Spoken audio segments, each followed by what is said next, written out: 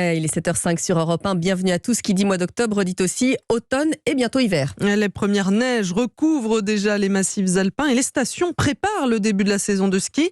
Mais comment faire face à la crise énergétique ? La question s'est forcément posée au congrès annuel des domaines skiables de France à Lyon où s'est rendue Tatiana Geselman.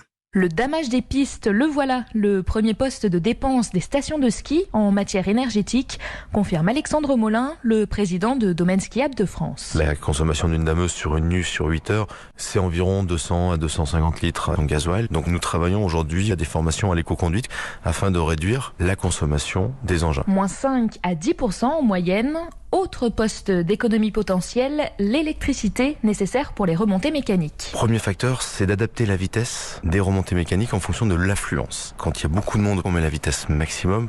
Dès qu'il y a moins d'affluence, on ralentit très légèrement et ça permet d'économiser jusqu'à 5-10% de l'électricité. Mais malgré ces mesures, la part de l'énergie devrait passer de 2 à 15% du prix total du forfait. Mais on fait tout pour ne pas augmenter le prix du forfait plus que ce qui avait été prévu en augmentation normale. Une augmentation normale qui devrait être moins élevée que l'inflation de 5,6%, promet Alexandre Molin.